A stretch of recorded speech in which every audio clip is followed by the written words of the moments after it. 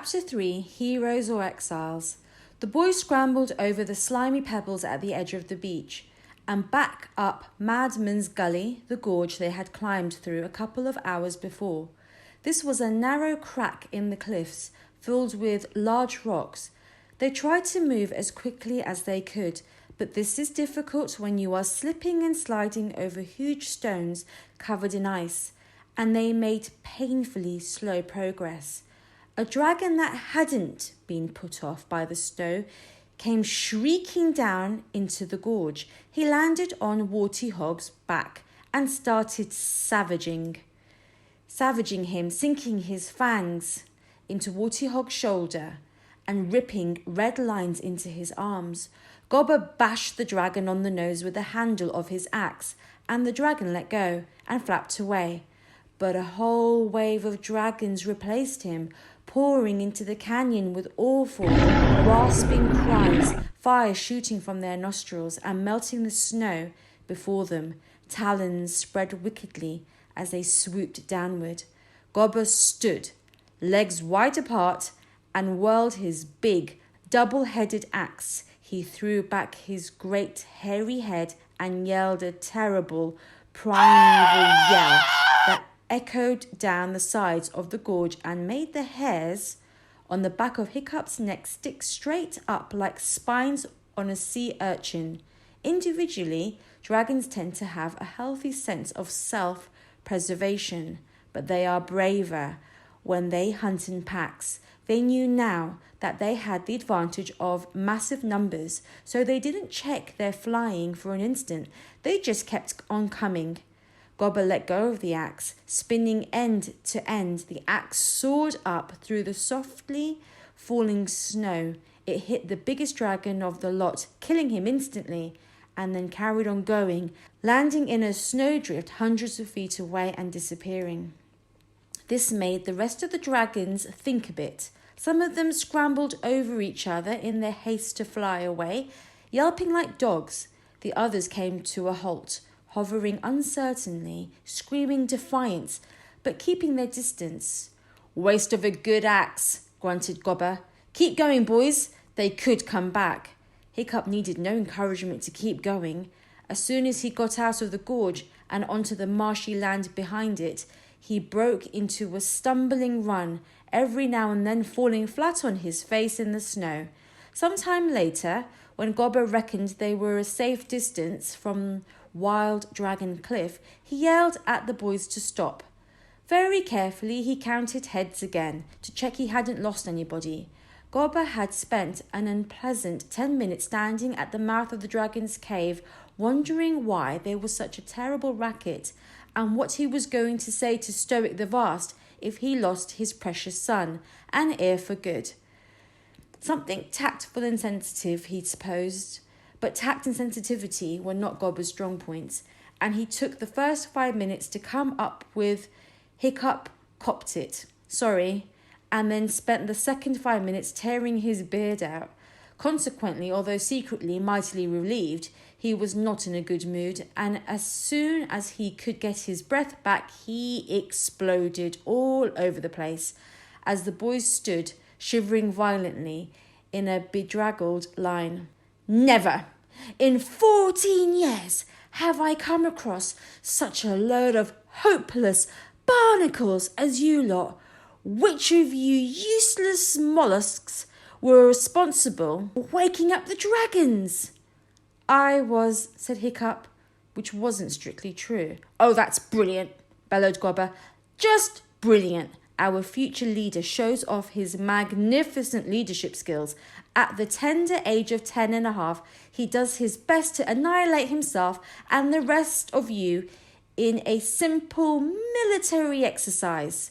Snotlout sniggered. "You find something amusing about that, Snotlout?" asked Gobber with dangerous softness. "Everybody is on limpet rations for the next 3 weeks." The boys groaned. "Smart work, Hiccup," sneered Snotlout. "I can't wait to see you in action in the battlefield."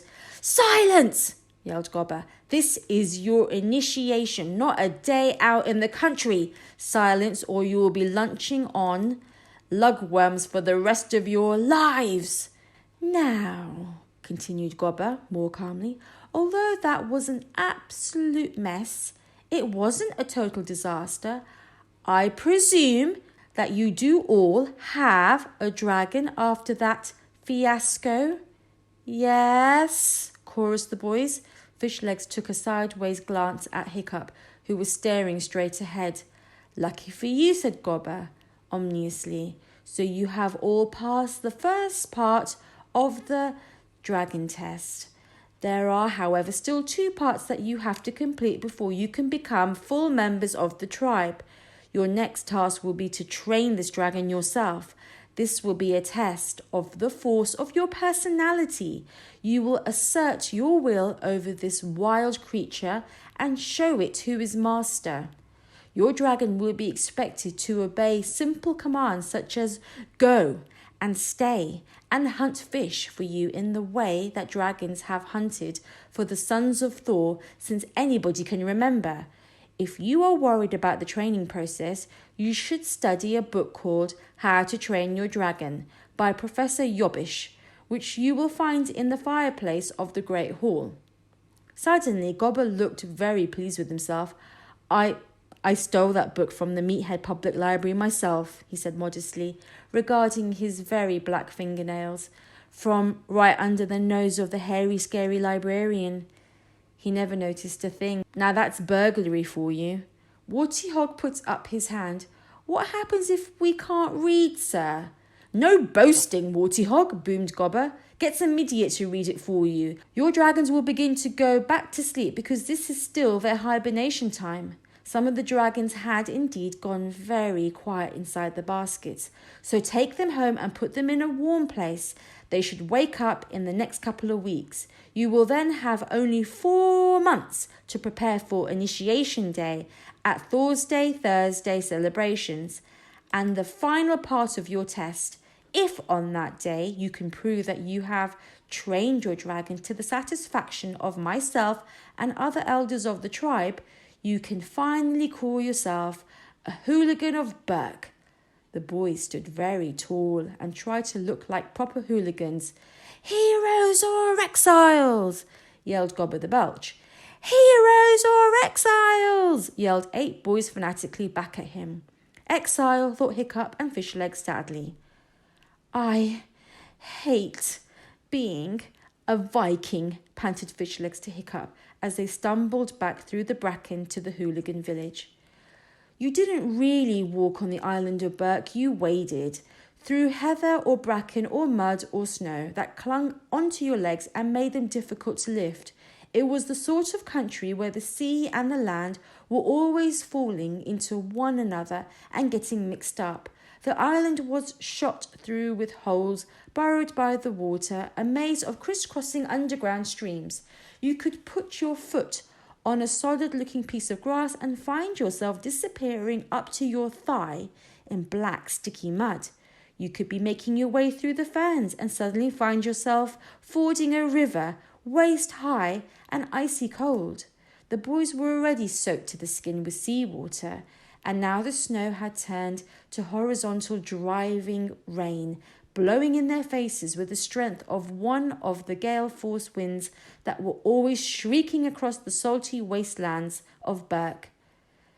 A narrow escape from horrible death first thing on Thursday morning, complained Fishlegs, followed by complete rejection by the junior half of the tribe. No one's going to talk to me for years after this, except for you, of course, Hiccup. But then you're just a weirdo like me. Thank you, said Hiccup. And on top of everything, continued Fishlegs bitterly, a 2-mile run carrying a deranged dragon on my back. The basket on Fishlegs' back was plunging wildly from side to side as the dragon inside tried manically to get out, and only a dinner of horrible limpets to look forward to at the end of it. Hiccup agreed that it wasn't a delicious prospect. You can have this dragon back if you like, Hiccup. I warn you, they're filthy heavy when they're wet and cross, said Fishlegs miserably. Gobber is going to go off like a typhoon when he finds out you haven't got a dragon. But I have got one, said Hiccup. Fishlegs stopped and began to take the basket off his back. I know it is yours, really, he sighed wearily. I think I'll just go straight past the village and keep on running till I reach somewhere civilized. Rome, perhaps. I've always wanted to go to Rome, and I haven't got a hope in Valhalla of passing initiation anyway, so no, I've got another one in my basket, Hiccup insisted. Fishleg's jaw dropped open in disbelief. I got it when I went back into the tunnel, exclaimed Hiccups. Well, blister my barnacles, said Fishlegs. How in Thor's name did you know it was there? It was so dark you couldn't see the horns in front of you. It was weird, said Hiccup. I sort of sensed it when we were running down the tunnel. I couldn't see anything, but as we were passing, I just knew there was a dragon there, and that it was meant to be my dragon. I was going to ignore it, actually, because we were in a bit of a hurry, but then you said about not having a dragon, and I went back, and there it was, lying on the shelf in the tunnel, just as I imagined it would be. Well, jigger my jellyfish, said Fishlegs, and the boys started running again. Hiccup was bruised all over, shaking from shock, and he had a nasty dragon wound in his calf, which was stinging like crazy from the salt water. He was freezing cold, and there was an irritating bit of seaweed in one of his sandals. He was also a bit worried because he knew he should not have risked his life trying to get a dragon for Fishlegs. This was not the act of a Viking hero. A Viking hero would know not to intervene between Fishlegs and his fate. On the other hand, Hiccup had been worrying about Dragon Catching Day for longer than he could remember. He had been sure he would be the only one to come back without a dragon, and shame, embarrassment, and awful exile would follow. And now, here he was, a Viking warrior with a dragon. So, on the whole, he was feeling fairly pleased with himself. Things were looking up. You know, Hiccup, said Fishlegs a little later, as the wooden fortifications of the village appeared on the horizon. That sounds like fate. You sensing the dragon was there, like that. This could be meant to be. You could have some sort of wonder dragon in there, something that makes a monstrous nightmare look like a flying frog. You are the son and heir of the chief stoic after all, and it's about time fate came in with a sign about your destiny. The boys stopped, puffing with exhaustion. Oh, I'm sure it's just a common or a garden that wandered away from the rest, said Hiccup, trying to sound careless, but unable to keep the excitement out of his voice. He could have something marvellous in there. Maybe old Wrinkly was right. Old Wrinkly was Hiccup's grandfather on his mother's side. He had taken to soothsaying in his old age, and he kept on telling Hiccup how he had looked into the future and that Hiccup was destined for great things. This amazing dragon could be the beginning of his transformation from ordinary old Hiccup, who wasn't particularly good at anything, into a hero of the future. Hiccup took the basket off his back and paused before opening it. It's very still, isn't it? Said Fishleg suddenly, less certain of the fate theory. I mean, it isn't moving at all in there. Are you sure it's alive? It's just very deeply asleep, said Hiccup. It was stone cold when I picked it up. Suddenly he had a strong feeling that the gods were on his side. He knew that this dragon was alive. With trembling fingers, Hiccup undid the latch, took off the lid of the basket and peered in. Fishlegs joined him. Things weren't looking so good anymore. There, curled up, fast asleep, in the bottom of the basket, in a tangled dragon knot, lay perhaps the most common or garden dragon Hiccup had ever seen. Absolutely, the only extraordinary thing about this dragon was how extraordinarily small it was. In this, it was truly extraordinary. Most dragons that the Vikings used for hunting purposes were about the size of a Labrador dog. The adolescent dragons the boys were collecting weren't quite that big, but they were nearly fully grown. This dragon was more comparable to a West Highland Terrier. Hiccup couldn't think how he had overlooked this when he picked the dragon up in the tunnel. He supposed miserably that it was rather a prescient moment, What with the 3,000 dragons trying to kill him at that time. And dragons in a deep sleep coma do tend to weigh more than they do when they're awake. Well, said Hiccup at last, that's a sign if you like. You reach for a deadly nada and what do you get? A basic brown. I grab a dragon in the dark and what do I get? A common or garden. The thing is, the gods are telling us we're common or garden folk, Fishlegs. You and I, we're not meant to be heroes. It doesn't matter about me, said Fishlegs, but you are meant to be a hero, remember? Son of the chief and all that. And you will be one, I know you will. Fishlegs put the basket back on Hiccup's back, and they trudged towards the village gates together. At least I sincerely hope you will. I don't want to be following Snotlout into battle. You've got more ideas about military tactics in your little finger than Snotlout has in his whole fat head. While that may have been true, not only was Hiccup not about to be the future star of dragon training, but with this particular dragon, it was even going to be difficult for him to take his familiar place fading into the background. It was so small. It was going to make him look ridiculous. It was so small that Snotlout was going to have some very unpleasant things to say about it.